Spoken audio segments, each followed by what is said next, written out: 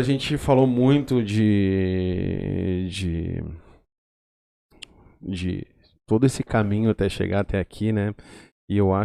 eu acho muito importante tudo isso que foi dito. Eu fiquei muito feliz de tê-lo aqui falando sobre isso, mas vamos falar de prova da ordem, então. Vamos lá, vamos pra prova. Vamos falar de prova da ordem, Sim. professor. Eu tenho aqui, professor, né? Eu fiz uma breve pesquisa e essa cola aqui é boa, tá, professor? Não, Eu tá vivo bom. falando quando eu tenho minha colinha aqui, eu digo que, bah, os professores que não me ouçam, mas Eu tenho. não faço colinha Não, na colinha prova, cola não, do né, bem. professor? Isso aí, a prova não tem como.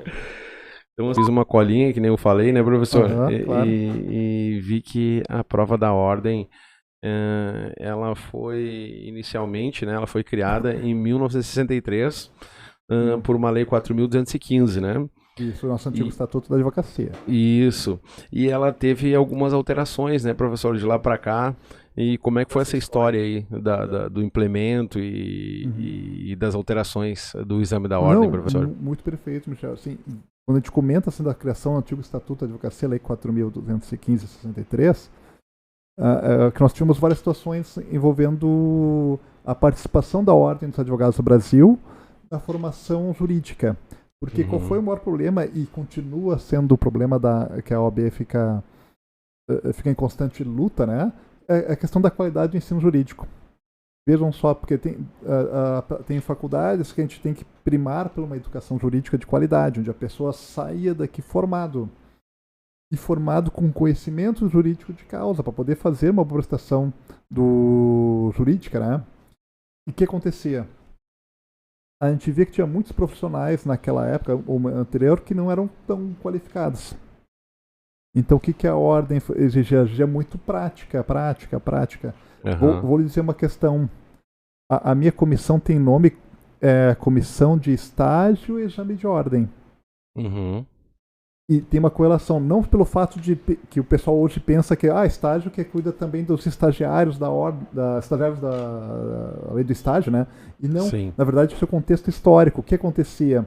Antigamente, para tu ingressar nos quadros da ordem, durante a faculdade ou um pouco depois, tu ficava estagiando no escritório de Ah, advocacia, que entendi. lhe dava um aval, uma aprovação, um certidão de aprovação, e tu virava advogado. E Tinha um nome pra isso, né, professor? tinha o estágio profissional de advocacia, Sim, que era aquele que eu ficava vinculado com o escritório de advocacia, credenciado na Ordem dos Advogados do Brasil. sim, entendi. E então era esse processo. Então a gente passava muito pela prática. Por que fez isso? Porque as faculdades não davam disciplina prática. Tu fazia basicamente só cadeira teórica. Hum, entendi, Então mas tinha o nome do advogado que ele obtinha o título dessa forma, tinha um nome, né, professor? Eu vi na semana acadêmica, até eu não me lembro.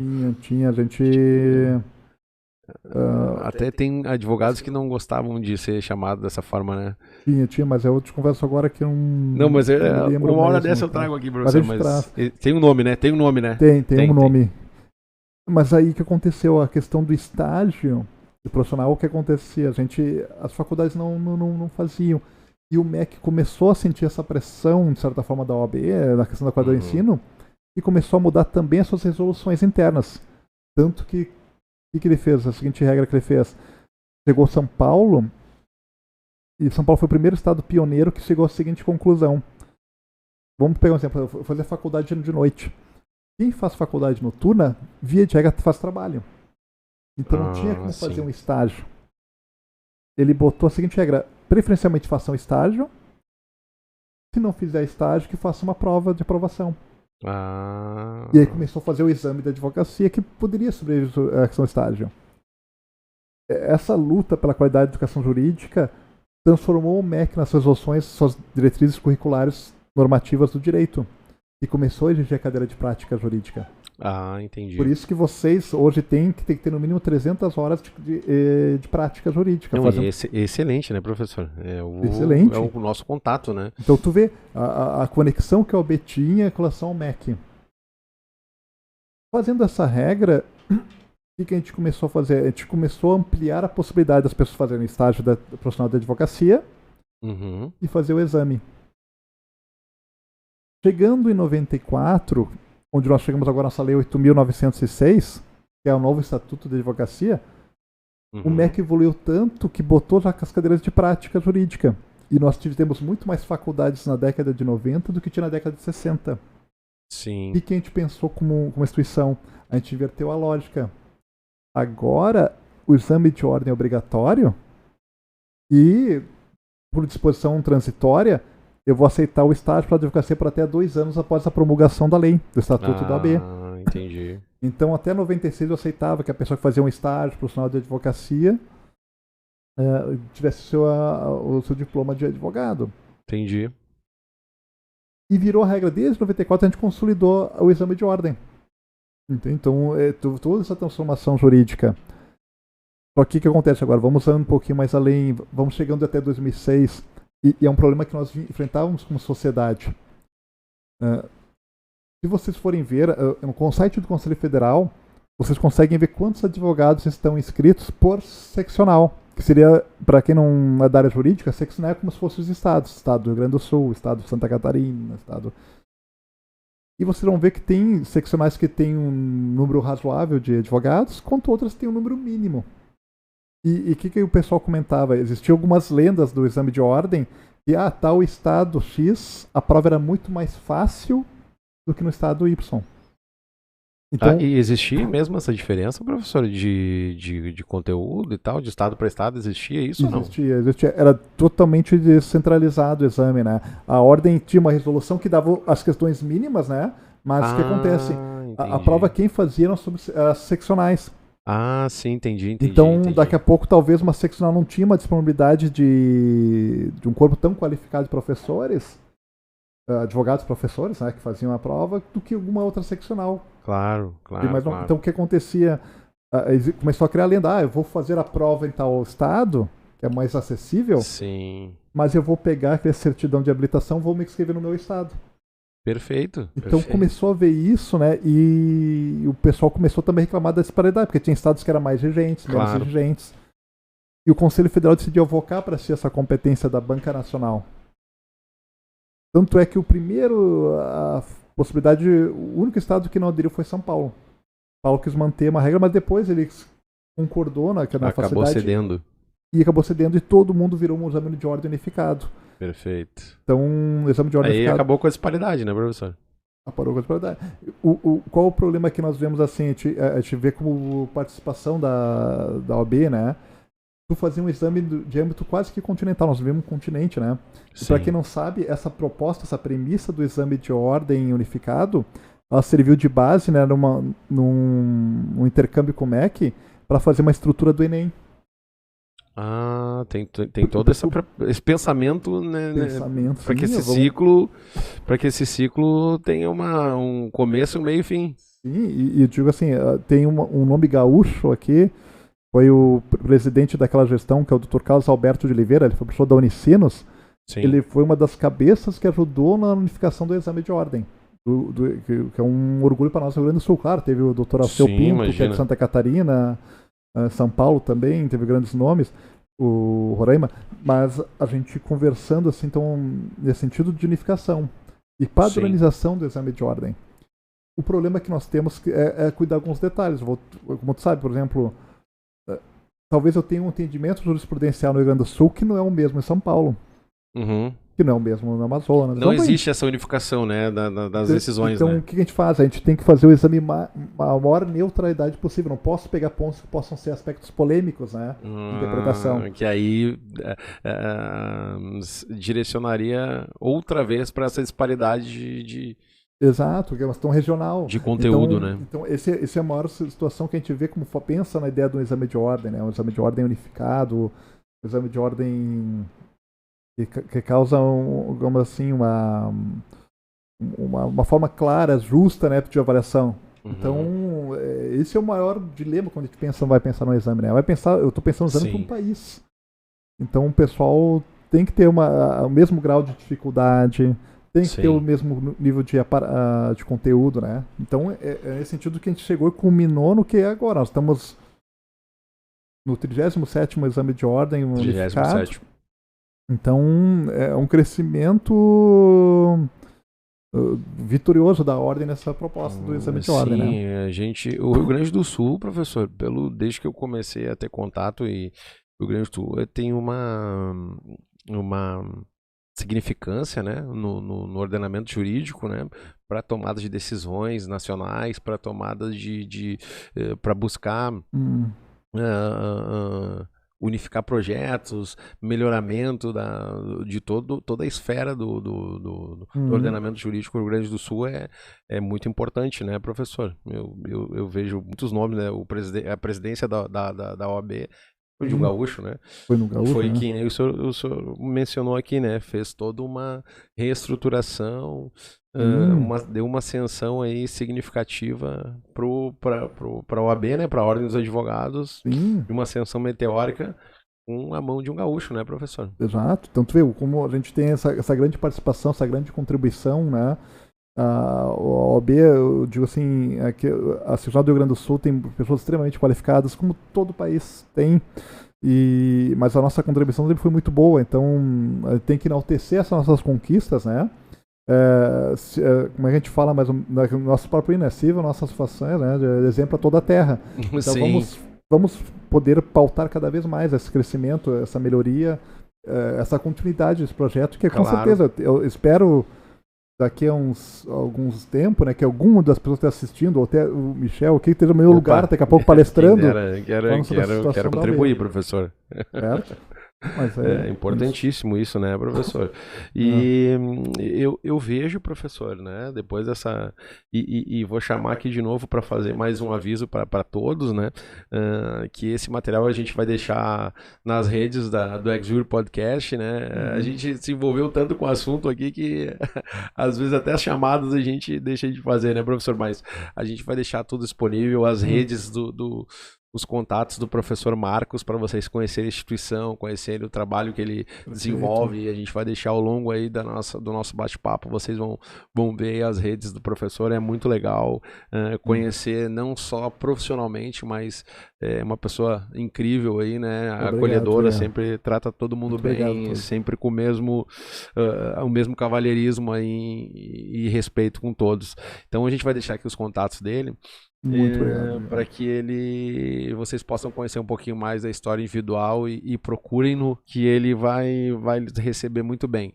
E como esse material a gente vai ver e rever quantas vezes quiser, e vão estar lá disponíveis, é história, pessoal, que o professor está contando aqui, a história da prova da ordem, para que vocês possam conhecer e saber, às vezes, da onde é que veio, por que chegou até aqui, como é que chegou, quem teve que sair, bater a poeira na cadeira e fazer com que acontecesse, né?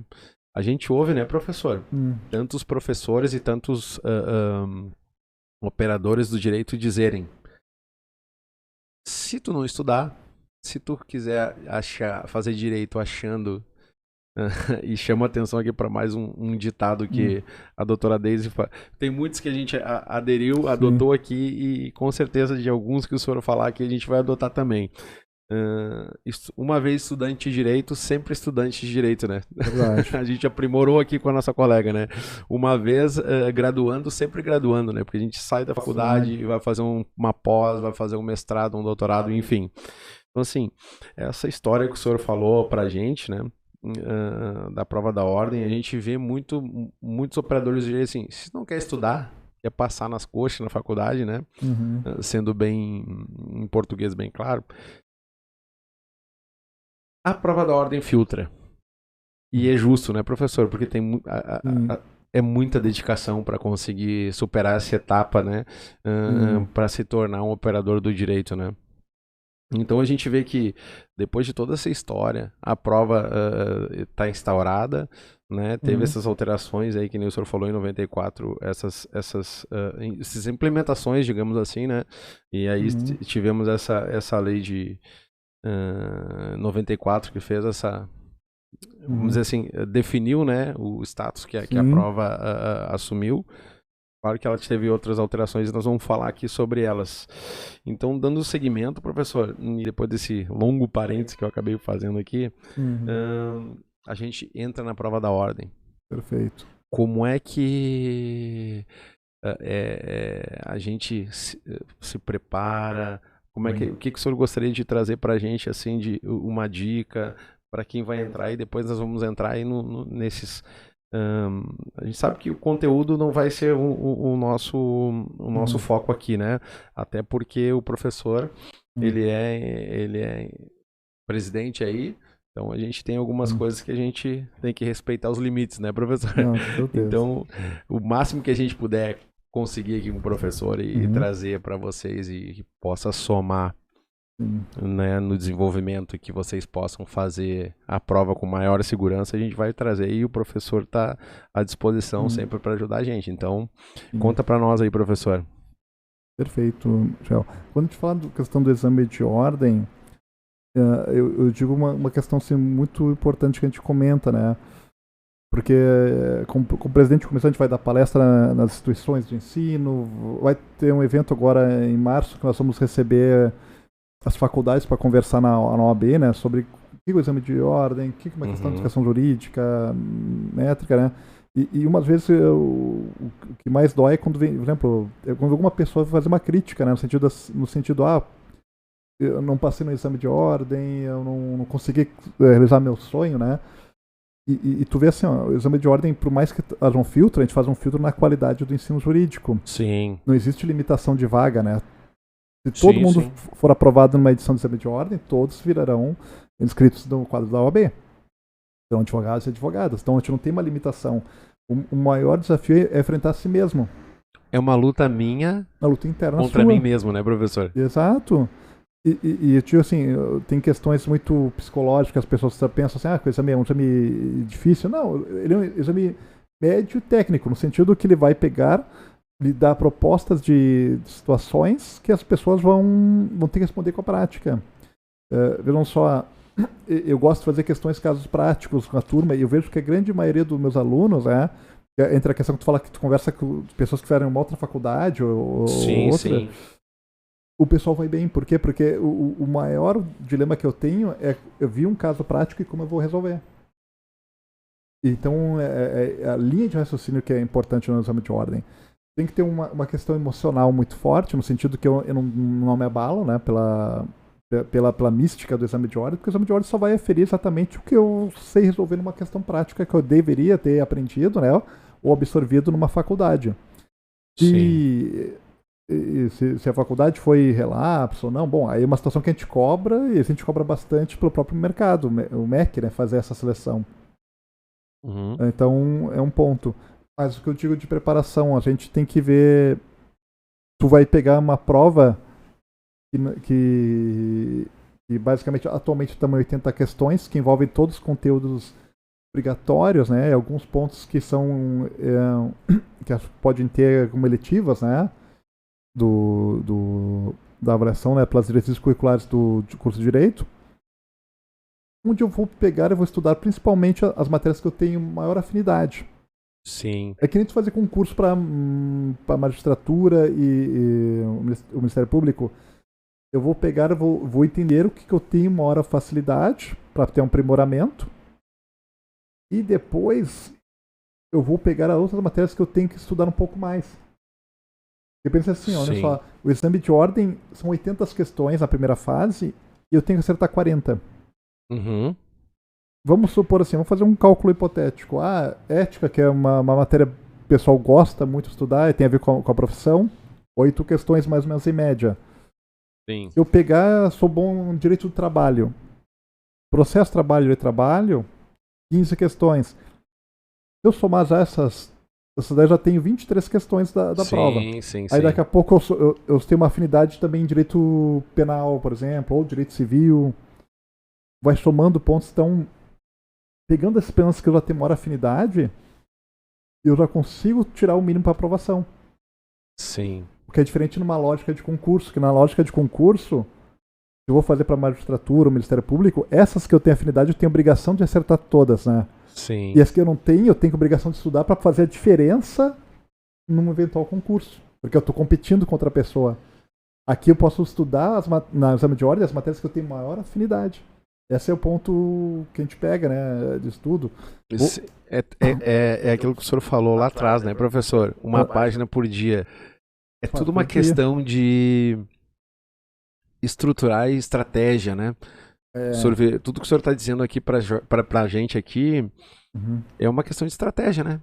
Uma estratégia onde tu se organiza, vai Se lá prepara e escolhe uma área, estrutura aquilo, estuda dedicado àquilo, e tu tem o êxito às vezes mais rápido, porque geralmente quando em concurso, né, professor, usando essa lógica, sai estudando, tipo, fazendo método de estudo, buscando, e às vezes as pessoas não se estruturam, né, não tomam essa estratégia que o senhor está trazendo aqui pra gente, e a estratégia é importantíssima, né, importantíssima para a gente poder ter êxito num exame que é complexo, né, são milhares de artigos, né, professor, verdade, para se estudar, né. Então, foi uma dica imprescindível, né? Criar essa estratégia para que se possa ter êxito. Eu vi que o senhor falou aí das matérias na 37ª edição, que é que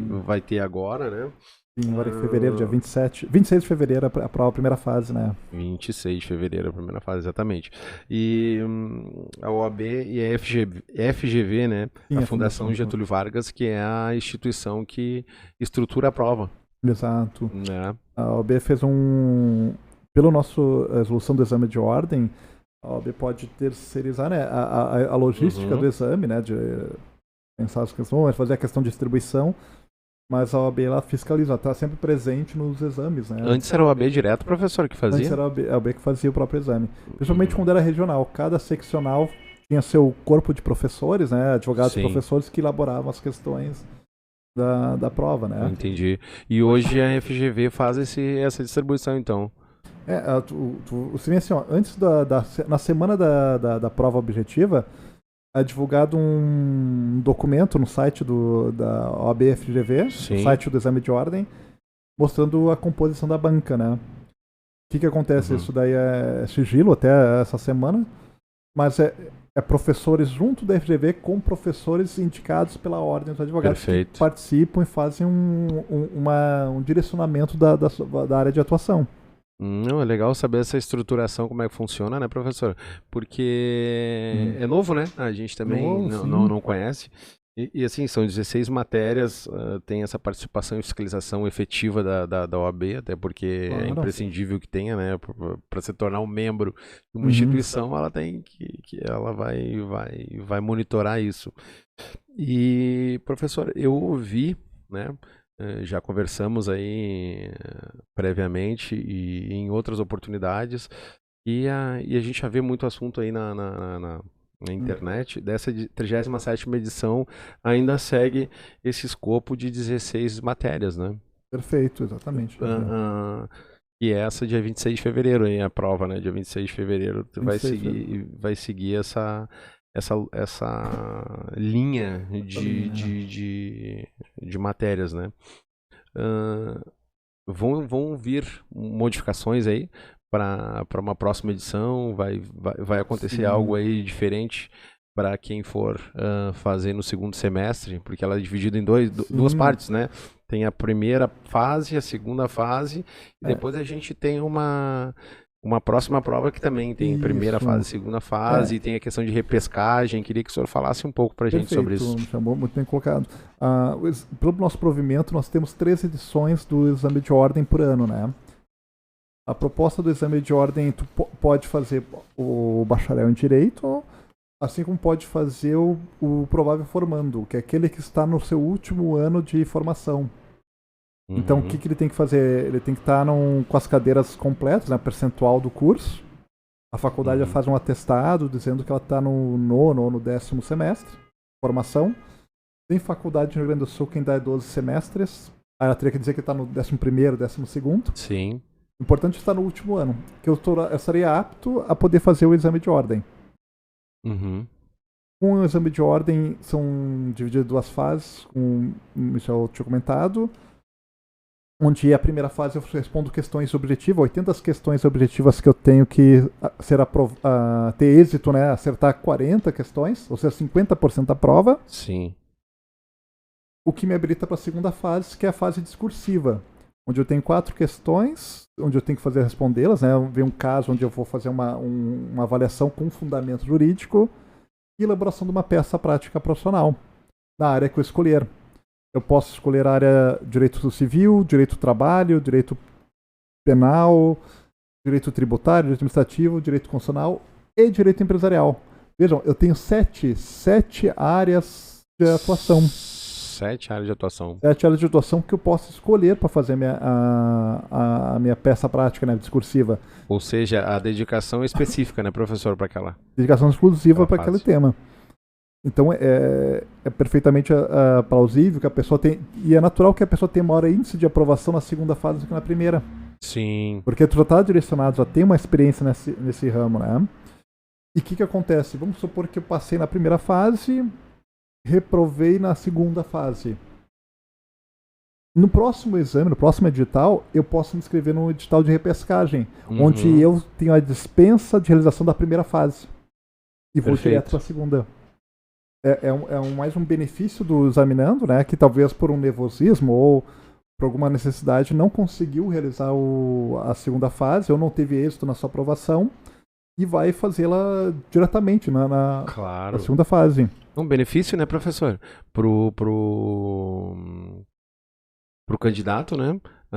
Até ter um período maior de estudo, né? Para se preparar para a segunda fase, que realmente o dissertativo tem um grau de dificuldade bem mais complexo do que o objetivo, né? Exato. Que a primeira fase é um benefício que a ordem trouxe aí. Sim, então o que acontece? Tu pode preparar essa avaliação. Tu tem uma melhor preparação, né? Para um ponto específico do exame. Agora nós vamos partir para o... Agora de fevereiro tem o 37º exame e vamos ter o 38º. Ano passado foi feita uma aprovação no Conselho Federal da OAB, no Pleno, a inclusão de mais 3 disciplinas no exame de ordem. Que é o direito financeiro, direito eleitoral e direito previdenciário. Sim. Essas disciplinas ainda vai ser um objeto de estudo da Comissão Nacional do Exame de Ordem, da Coordenação Nacional do Exame de Ordem, né? A sua avaliação, como será feito, a questão de divisão de questões, né? Porque a gente conhece mais ou menos quanto cai o percentual de questões do exame de ordem. Eu já digo que não é um número fixo, a única questão que fala no provimento do exame de ordem é que questões envolvendo ética, direitos humanos e filosofia tem que ser 15% do exame de ordem. Entendi. Então, por isso, é a única questão que nós temos de divisão obrigatória. Então, obrigatório isso, então, professor? Não vai mudar, isso é obrigatório. Não muda, está no provimento. A não ser que daqui a pouco a gente faça um novo provimento, nova lógica do exame de ordem, né? Que provavelmente vai ser reavaliado agora, conversando no Conselho Federal, né? Com as seccionais, que são também braços do exame de ordem também. Professor, eu quero até que o senhor me corrija aqui o senhor sabe que a gente tem que fazer uma lição de casa aqui pra gente bater esse papo, né? Às vezes a gente faz umas pesquisas e nem todas as informações, às vezes, que a gente coleta, isso é muito importante, inclusive, para a questão do ensino, né? Do aprendizado. Nem tudo que a gente vê na internet aí é fidedigno e é técnico a ponto de se replicar, né, com certeza, né? Então, eu fiz algumas pesquisas, professor, e vi que o exame da ordem segue uma linha cronológica, né? Sim. Inclusive, eu vi também que teve uma edição ou duas que essa ordem cronológica teve alguns anos atrás, eu vi alguma coisa falando sobre isso e a OAB voltou de novo. Não, vamos manter essa ordem cronológica e mantém uma ordem cronológica de questões. E agora o senhor me dizendo, reforça mais ainda a questão da cronologia da prova, quanto às questões que são obrigatórias a estarem nela, né? Perfeito, não. E a gente faz essa divisão por quê? Porque a gente tem vejam só, o exame de ordem, ele tem 80 questões para abranger todo mundo, o universo jurídico, né? Então, o que é importante? É importante a gente fazer uma boa divisão do conteúdo, né? Não cair em matérias muito específicas e eu possa aproveitar o máximo da tua graduação, né? Porque o exame de ordem, ele, como tu fala, você segue um ritmo, né? Um ritmo que está imprimido pelo exame, um número mais ou menos pré-definidos de questões, porque a gente vê a matéria que tu mais tem. É natural que tu tenha mais questões de direito civil, penal e trabalho, porque é o cerne, é a espinha dorsal da faculdade. Sim. Então a gente tem uma boa divisão já. Sim, professor. E o senhor sabe que eu li o edital dessa 37ª edição e eu... Desculpa, professor. Não, eu queria trazer uma particularidade aqui para todos, né? Vão no site da OAB, né? E quem não leu, ou quem está próximo, vão lá e baixam o edital dessa última edição e dão uma lida. É muito, muito importante fazer a leitura desse edital, porque fala sobre documentação, o que tem que apresentar, a ordem disponibiliza condição para quem não tem condições financeiras, né, professor, de fazer, tem que apresentar uma série de documentações, quem participa de projetos sociais do governo tem algumas vantagens aí para conseguir acessar, né? Porque tem o custo para fazer a prova como qualquer outro concurso, então leia o edital. Tem inclusive, professor, lá que eu li, mas se, por exemplo, a mãe for lactante e pode e notificar a comissão organizadora do exame anteriormente, que é uma requisição do edital, ela pode ser direcionada até para uma sala específica. Perfeito. Para ser acompanhada, e pode levar o filho junto para acessar e fazer a prova, e tem uma condição de poder amamentar durante o período da prova. Então, assim, tem muita acessibilidade, né, na questão de realização do exame, né. É difícil, a gente sabe que é difícil, né? Porque a gente tem que colocar muita coisa em prática, né, professora? Tem que estudar muito, porque assim, não tem como saber quais vão ser as 8 questões, por exemplo, de ética que vão cair. Tem uma centena de artigos para me estudar e eu tenho que estudar. Então, fazer esse planejamento que nem o senhor orientou aqui, né? Fazer essa matemática aí do número de questões, ler os editais. Claro. Pessoal, não me percam a hora. Se não chegar no horário, não entra, não adianta, né? Tem tudo lá explicadinho lá são 42 páginas que valem a pena, e tem que ser, né? É um pré-requisito aí pro candidato. Professor, da 37ª vamos para a 38ª, né? A gente vai ter essa alteração aí da prova da ordem.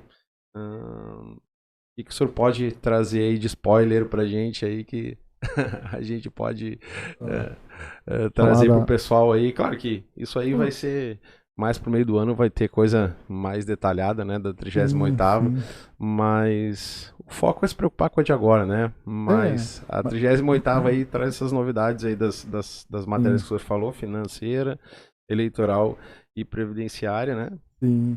Que eu digo pra você, assim, como vocês veem, o mundo jurídico está cada vez mais se transformando, né? Tem mais participando de novos temas, novas matérias. Daqui a pouco pode ser que tenha uma possibilidade de não. Tipo assim, é mais uma análise. A gente pensa no exame e no futuro.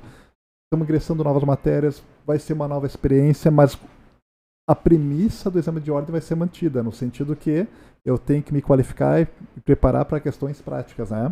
Sim. Então, perfeito. Esse é o principal foco que eu digo nessas matérias. O pessoal pode pensar, está ingressando uma nova matéria previdenciária, que é uma matéria pesada, financeiro, que poucas faculdades dão uma margem de estudo, né? Direito eleitoral, que é uma matéria que, para muitas faculdades, é eletiva. Então, o que eu vou dizer para vocês? O que o pessoal pensa? Mas são matérias tão importantes e estão cada vez mais inseridas na nossa vida, no nosso cotidiano. Claro. O que eu vou dizer para você, assim, obviamente vai ser um debate da Comissão Nacional do Exame de Ordem, junto com a coordenação, que é importante dizer que nós temos 2 comissões importantes, né? 2 áreas importantes no Conselho Federal. Uma que é a Comissão Nacional do Exame de Ordem, que congrega com as outras seccionais, a qual, por exemplo, eu sou representante da seccional do Rio Grande do Sul.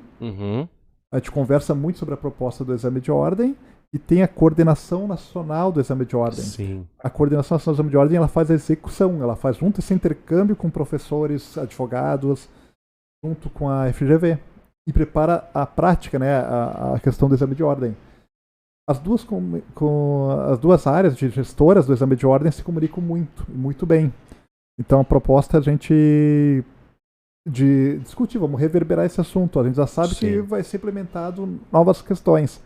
Agora vamos ter que avaliar também como é que vai ser o êxito dessa cobrança, né? A nossa proposta é sempre cobrar conteúdo prático, conteúdo que seja relevante, não seja com conteúdo só teórico, né? Porque isso daí é matéria mais, talvez, antes do exame de qualificação, né? Porque a gente está testando a nossa qualidade como profissional, a qualidade da formação jurídica. Então, o que eu digo para você é assim, a gente ainda vai ser discutido, né? O exame já está tendo essas discussões internamente com a Federal, mas que vai ser reavaliado, acredito que logo, assim, talvez entre fevereiro, março, aqui no Conselho, legal, né? Professor. A gente poder reavaliar. Então, vamos ter bastante novidades, provavelmente lá no fim da edição do 37. Show de bola. Não, é um spoiler, né, professor? A gente traz umas novidades aí.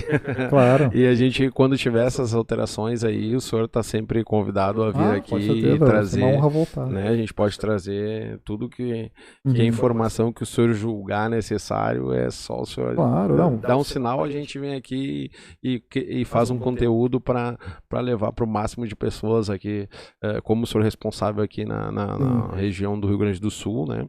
Presente aqui da região, a gente faz questão de trazê-lo aqui sempre que surgirem novas oportunidades de informações que possam, né? A gente entende que tudo tem limite, né, professor? A gente sabe disso. Como operadores do direito, estudantes, a gente sabe que tem limites que tem que ser respeitados. Professor, falando já falando ainda da prova da ordem, mas também integrando a questão ética profissional, que o senhor é um especialista nessa área. Queria que o senhor trouxesse um pouco sobre ética para a gente aqui, falasse desse tema que é imprescindível, tão valorado, né, no meio da operação do direito. O que o senhor puder agregar para a gente e trazer de informação sobre a parte ética, né? Claro. Que a gente sabe que tem, inclusive o Ex Juri Podcast, né, é um meio de entretenimento, né? E a gente quer agregar informações, a gente quer somar, né, ao meio acadêmico, ao meio de operação do direito, mas a gente sabe que existem, né, normas e éticas a serem seguidas. E o senhor que está dentro da instituição, né, dentro da ordem aí, possa trazer para a gente e pós também, né, professor? Pós nos integrarmos, né, ao negócio, vamos dizer assim, né, do direito, né, que é onde o profissional começa a atuar já como ou um associado, ou como ele pode se apresentar no mercado, enfim, que o senhor possa agregar para a gente essa questão ética que é às vezes muito. Eu participei, professor, na semana acadêmica na João Paulo, e a gente teve um professor convidado, um doutor professor, mestre, né, e atua como advogado, e ele um grande crítico, né, em algumas, por conta da internet, divulgações, né, então ele falou muito sobre isso, né, trouxe um ponto de vista diferente, mas respeitando muito, né, a questão ética que está lá dentro da OAB, né, que está dentro do código de ética da OAB, respeitando muito isso e nos mostrando um ponto de vista diferente. Então, assim, até para os operadores do direito, às vezes esse entendimento não é muito claro, né, para não ultrapassar esses limites aqui que falávamos, né? Não, perfeito. E aqui a gente começa já com a nossa Constituição Federal, né? A Constituição Federal, que é o nosso maior instrumento que nós temos de atuação no campo jurídico. E aqui, basicamente, a gente fala aqui no título 4º da Constituição, que fala da Organização dos Poderes, onde eu vou no seu capítulo 4º das funções essenciais da justiça, que fala da advocacia. Vejam só, quando a gente fala da advocacia, é a única profissão que eu já tinha comentado, particular, privada, que está erigida na Constituição. Sim. E essa seção que fala da advocacia, só tem um artigo, mas olha o que o artigo traz de importância para nós. Artigo 133. O advogado é dispensável à administração da justiça, sendo inviolável por seus atos e manifestações, no exercício da profissão, nos limites da lei. Quando a gente fala dos limites da lei, não só fala da questão do processo ou de outras computação, mas também podemos falar da nossa própria lei, o Estatuto, a Lei 8.906. E o que ela faz? Ela disciplina todo o nosso regramento, falando a questão do direito do advogado, a atividade que eu posso fazer como advogado, questão de respeito entre os poderes, a questão da urbanidade, que é muito cobrada. E o nosso próprio código de ética comenta também, e principalmente a questão envolvendo a publicidade profissional de advocacia, nós estamos vivendo uma era que é muito fácil ter comunicação com o cliente. Assim como nós estamos comunicando e interagindo entre agora. Sim, uma geração digitalizada, né, professor? Digitalizada completamente, né? E a OAB teve muito tempo para avaliar esse ponto. Tivemos uma grande conselheira federal, nossa, que é atual, né, conselheira, foi reconduzida, a Grace Stocker, que ajudou muito nessa reformulação da publicidade. De modernizar alguns pontos, talvez envolvendo monetização ou não, questão como é que eu me divulgo nas mídias sociais, né? Uhum. Então, a ética é muito importante nesse aspecto, assim, de a gente poder ver até que campo eu posso atuar. Ao ponto daquela questão que todo mundo comenta, né? O meu direito vai até o ponto que eu vou prejudicar outro. Sim, o meu limite acaba quando começa o limite do outro, né, professor? Exatamente, do outro. Então, já, o que a gente faz? A gente pensou tudo nesse aspecto no OAB. O mais importante é uma conquista, ter o estatuto, de tantas vantagens. Até teve uma lei que é muito importante, vocês devem estudar, a Lei 14.375, e teve várias atualizações sobre direitos e prerrogativas da advocacia no estatuto da OAB, né? Então, o que eu digo para vocês? A ética, principalmente assim, vocês têm que ver o direito do advogado, no sentido de que eu posso daqui a pouco me manifestar. Se eu tenho uma agressão injusta, eu posso fazer uma retaliação que não é punição. Sim. Sabe, nesse sentido, assim, a pessoa de ver. A gente vê bastante isso. Vou lhes dar um exemplo que a gente vê na prática. A questão que a gente. Uma parte do direito que é bem importante, que o pessoal não comenta, que envolve muito retórica, até quase que um teatro, que é a questão do tribunal do júri. Sim. Agressões, às vezes...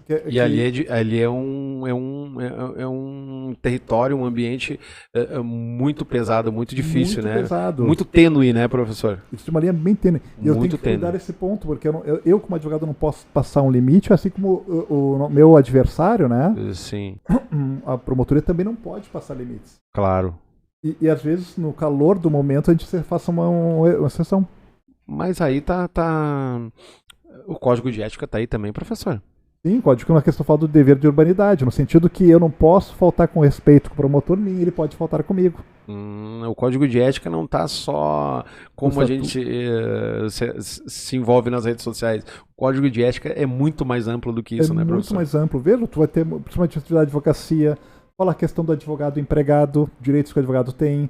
Fala uma questão da advocacia pro bono, que é uma novidade, né? No sentido que, por exemplo, se eu faço uma advocacia pro bono, se uma advocacia gratuita para um órgão, eu tenho que ter um cuidado no sentido de não usar para outros fins de desvirtuação, né? Por exemplo, sim. Vou te dar um exemplo. Tem gente que já aconteceu com o caso do Tribunal de Ética, né? Uma pessoa que estava sendo acusada pro cliente de pegar a captação indireta do seu dinheiro, né? Uhum. Retenção de valores que ele devia dar para um cliente, e ele veio dizendo que ele começou uma advocacia pro bono, dizendo que tinha uma boa pessoa como atenuante, né? Então a gente tem cuidado com algumas situações que a gente tem que ter. Mas principalmente, assim, a gente fala muito dos direitos que tu tem como advogado, de daqui a pouco não precisa daqui a pouco esperar uma audiência mais do que meia hora se atrasa o juiz, né? No sentido que ele tem que cumprir também o horário, né? Se tem uma audiência e se passa um período, eu posso daqui a pouco pedir uma certidão no cartório. Sim. O cartório, que aconteceu muito com o processo físico, eu perdi o processo, eu pedi uma certidão. Ou não precisa falar nesse sentido, mas vamos pensar agora com o processo eletrônico. Caiu o sistema do tribunal. E eu tinha prazo ali. Sim. Eles não podem se negar de me dar uma certidão que o sistema está fora do ar. Entende? Então eu vou lá e peço, sou advogado, tinha prazo. Porque o sistema, o juiz pode daqui a pouco nem saber, no sentido tão. Claro, claro. Tanto processo que ele tem, esqueceu que naquele dia o sistema foi fora do ar. Então, são direitos que eu tenho para exercer, para poder exercer o meu munus que eu tenho, né? O nosso campo de atuação, o nosso munus público de atuação. Então, é direito. Por exemplo, quando tu tem um advogado que é uma área muito sensível, quando tu envolve a área criminal. Apesar de eu não atuar, eu tenho respeito muito pro advogado criminalista. Por quê? Porque às vezes ele tem situações onde ocorre o maior cerceamento do seu direito. Sim, professor, Entende? é bem complexo, né? Porque também tem uma questão de embate como instituição, né? Embate, né? É uma questão de muito embate, né? O operador ali, o advogado que atua no direito penal, o criminalista principalmente, né? Ele tem muito embate, né? Ele tem que afrontar muito, ele tem de uma forma positiva, não quero dizer afrontar que ele vai lá botar o dedo Sim, mas é um combativo, né? Um advogado Sim, exato, combativo, essa é né? a palavra, é combativo. Então, assim, às vezes essa força de embater, a maneira de se portar, gera uma interpretação errônea. Exato. Em que ele está sendo combativo, mas afrontoso, né? Então, Sim. acaba que ele passa por muito constrangimento, muita dificuldade, né? Eu vi, professor, inclusive num tribunal de júri que eu assisti aí pela internet, quando o senhor falou em ética, me veio essa questão na cabeça. Um advogado da parte acusou com imagens do WhatsApp da outra parte que o advogado estava se dispondo a trabalhar de graça pro cliente. Então, assim, na audiência ele tentou expor o outro advogado e a juíza chamou a atenção dele e tal. Foi um negócio bem pesado. Então, assim, eu acho que vai de encontro ao que o senhor está falando sobre ética, né? Sim, também, perfeito. E veja, a gente tem toda essa premissa, né? No sentido de evitar a exposição. Veja, tu tá fazendo algumas situações, tu tá defendendo o direito de um cliente, né? Tu nunca pode atacar outra pessoa, né? Tu não precisa chegar em audiência, né? Advogado contra advogado, não precisa, né? Até vou dizer mais para vocês, um fato que me marcou muito da ética, assim, foi no início da minha carreira, porque quando tu é advogado novel, né, tudo mais, o advogado que já tem canso, já tem tempo de vivência, sabe, aquele advogado, e dependendo, eu me lembro que aquele advogado começou a bater partes que não tinha a ver com o processo. E eu levantei a questão da urbanidade, da advocacia, porque pro juiz, eu digo assim, esse é o ponto que eu digo que é a vantagem de nós, né? Nós, quando estamos recém-formados, nós temos que sempre se fundamentar na legislação, no código. Lá tu é a tua melhor arma. Tu prepara a sua defesa. E foi o que eu fiz, né? A pessoa pode ter experiência, mas eu usei a regra. Eu sabia que a regra era possível, o juiz chamou atenção. E depois, quando terminou a audiência, o advogado, uma situação de causa e processo, ele perdeu, mas ele foi assim, ele foi cordial, me cumprimentou pessoalmente. E aí ele falou assim, que bom que temos pessoas que buscam o comum, né? Sim. Disse, continua assim, tu vai te dar bem. O cara, o que ele fez? Ele, no calor do momento, ele tem todas as suas táticas, né, de advocacia, de tentar talvez me destabilizar de forma emocional. Sim. Mas ele reconheceu, cumprimentou e foi embora. Então é isso que eu digo pra vocês. Às vezes a gente nunca é pessoal, a ideia é nunca pessoalizar causa. Perfeito, professor. Então a gente aproveita na ética esse ponto, respeitar tua pessoa, a pessoa do teu adversário, né, no momento, né, adversário jurídico, né? Não é nada de ataque. Não é teu inimigo, né? Ninguém é teu inimigo. O advogado opositor, ele não é inimigo, né? Ele tá fazendo o mesmo trabalho em que tu está se dispondo a fazer, né? Tu tá defendendo um cliente, tu tá defendendo uma parte, tu tá defendendo uma vida, ele do outro lado tá fazendo a mesma coisa. Então ele não pode ser visto como um adversário pessoal, né? Acho que a palavra que resume é respeito, né, professor? É ter respeito pela outra pessoa, primordialmente ter respeito, né? Claro. E aí eu acho que isso já também já impõe inúmeras barreiras de a gente transcender o outro, né? Transcender a pessoa com agressão pessoal, com uma agressão, né, moral, né? Isso Acho que a ética da OAB, Claro. como o senhor está falando aqui, deve estar muito focada e preparada para esse tipo de ação, né? Sem dúvida. Eu só pegar um caso que a gente fala, só questões que parecem mais lógicas, mas a gente não vê muito assim, tão bem escrito, né? Pega o artigo 15º, né, do Estatuto da OAB. Os advogados podem reunir-se em sociedade simples, prestação de serviço da advocacia. Eu comentava sociedade simples na Direito Civil Parte Geral, né? Falava da advocacia, né? Ou constituir sociedade unipessoal de advocacia na forma disciplinada nesta lei e regulamento geral. Aí pegamos aqui o parágrafo 6º. Os advogados sócios de uma mesma sociedade profissional não podem representar em juízo clientes de interesses opostos. Que é uma questão lógica, mesmo. O escritório já, porque tu tem uma relação de fidúcia, de confiança. Como é que eu vou representar partes antagônicas, né? Claro, a não ser que você tenha, vou dar um exemplo. Não como sendo advogados diferentes, mas às vezes pega numa questão de um divórcio, né? Que pode ser o mesmo advogado, pelas partes, as partes têm a mesma comunhão. Mas se estão tendo uma briga, não tem sentido fazer. Isso a gente botou, né? Normatizou essa questão no próprio OAB. Sim, um divórcio consensual, né? O mesmo advogado pode atuar pelas duas partes, né? Isso. Não, professor, é muito mais profundo às vezes, né? A gente conhece, aliás, a gente visualiza coisas muito superficiais, né? Às vezes a gente não tem noção e quando a gente entra num papo desse que a gente está conversando aqui, falando em mais detalhes, com um pouco mais de profundidade e obviamente tem muito mais coisa aí por trás, né? A gente vê que são mais benefícios e que dificuldades que se impõem o código de ética, a Constituição, a legislação, tudo que tá aí dentro é sempre em tom de benefício, né, professor? Claro, não, com certeza. Então é ótimo ter essa visão, falar. Até te sugiro, se tu quiseres um próximo ponto, como eu falei, aquele colega, fazer daqui a pouco um outro podcast com ele, conjunto. Claro, com outro professor, assim, para a gente poder conversar muito a questão sobre a própria tribunal. Tá? Eu tenho colegas que atuam no Tribunal de Ética também, dá para trazer, dá para conversar muita proposta, tu vai gostar bastante. Não, com certeza, professor.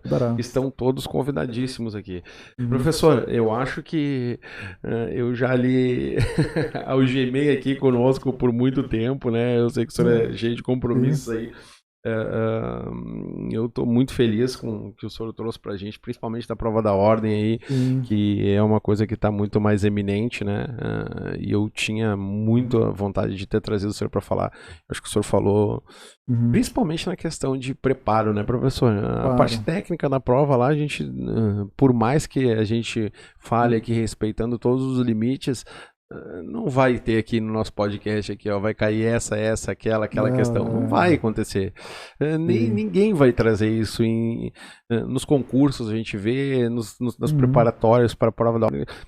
É tudo baseado no histórico do que a gente já tem, né? Então, eu acho que o que o senhor trouxe para enriquecer aqui, o que eu gostaria de compartilhar, era realmente o conhecer como se estruturou, como acontece, como a gente chegou às edições de hoje, o senhor trouxe isso, né? Trouxe como é que foi a questão de desenvolvimento, de aprimoramento aí da ordem para que essa prova tomasse esse formato.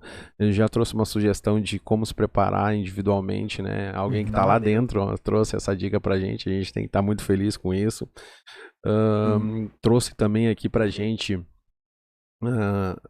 a questão de ética, né, que é algo que a gente não só depois de formado, né, professor, dentro da faculdade, dentro da instituição, no ensino do dia a dia, com meu filho de 6 anos eu tenho que usar ética, então faz parte da nossa vida, né, da sociedade. Então eu queria agradecer, eu queria deixar esse espaço para o senhor fazer suas considerações. O senhor acha que tem que trazer algum tema que a gente ainda não colocou em prática aqui? Fique à vontade, é sempre o microfone todo seu para o senhor colocar o que o senhor achar de mais importante ou o que o senhor acha relevante aí para trazer aqui para o nosso papo. E que nem eu lhe falei, por mim eu ficava dia inteiro conversando aqui com o senhor aí. Da não mesma posso, forma. né, Tá. Não, só quero agradecer a Exuri Podcast, né, pela oportunidade e essa oportunidade de compartilhar um pouco da minha trajetória, desse papel importante e relevante do estágio de ordem, né? A gente tem esse canal aberto com a sociedade, poder comunicar, e é importante participar de vários meios possíveis, falar da possibilidade do crescimento do exame, do crescimento profissional de vocês. O meu conselho que eu digo para todos nós é assim, ó, a gente tem que tirar um tempo mínimo que seja para a gente poder se planejar. Eu vou dizer, tem um autor que eu gosto muito, que é o Daniel Kahneman. Muito importante, desculpa lhe interromper, professor. Eu fui na emoção aqui e eu vou lhe interromper, professor. Claro. Me desculpa. Mas a gente não podia encerrar isso aqui sem a sua indicação literária, né? Isso é o. Esse é o carro aqui. O senhor tem um carro-chefe aqui e o senhor indicando aí a indicação literária que o senhor trouxe para nós. Pode mandar o recado aí, professor. Não, obrigado. Então eu vou indicar duas obras literárias, se puderes, né? Uma que saiu aqui. Essa é mais para quem quer estudar o Estatuto da OAB, regulamento, Estatuto da OAB, Regulamento Geral, Código de Ética, do professor Hélio Vieira e da Gênia Ser9. Esse livro é muito bom porque ele trata do exame, ele traz muito práticas, jurisprudências que vários tribunais de ética da OAB já julgaram. Então, é um dos mais completos que tem, porque ele pega toda a matéria de ética, pega o Estatuto da OAB, pega o Código de Ética da OAB, que vai principalmente ver a publicidade, o Regulamento Geral da OAB, que cuida principalmente da nossa parte administrativa interna, que também é possível cair no exame de ordem, né? Então, é um tema de matéria que eu trago para vocês. O outro livro que eu trago, que envolve na questão do teu planejamento pessoal. O Daniel Kahneman, eu comento muito na aula de economia política, quando ele fala de emoção e razão, como a gente julga nossas ações. Obrigado. E o Daniel Kahneman, ele lançou um livro agora que se chama Ruídos. Qual é a proposta desse livro do Daniel Kahneman? Eu tenho que me conhecer para poder funcionar bem. Por exemplo, ele fala assim, já notou que pode ser que de manhã eu produza muito e à tarde nem tanto.